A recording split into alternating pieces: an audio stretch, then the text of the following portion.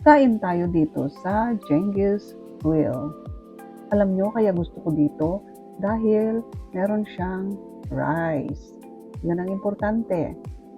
So, iba din ang paggawa nila ng pagkain dito. Ganito yan.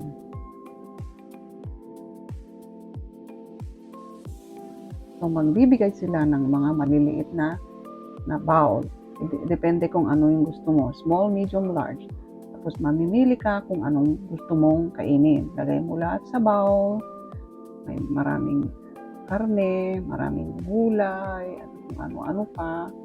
So, pwede mong pagpilian kung ano yung gusto mong kainin.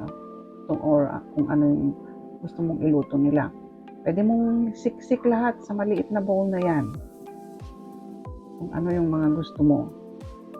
Tapos, punuin mo yan. Kahit na pagpatong-patungin mo. Tapos, may mga sauce din kung ano yung gusto mo. Bawang, mga toyo, ketchup, kung ano gusto mong ilagay na pampalasa. Tapos pag nakapili ka na, ibigay mo sa magluluto.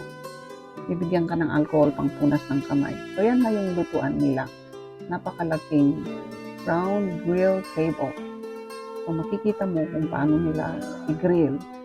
Tapos hintayin mo na lang na nalutuin nila. Yan ganda dahil nakikita mo.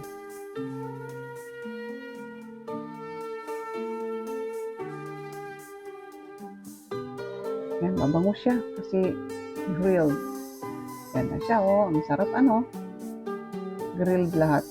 Gulay, karne, tofu, iba't iba. Masarap siya.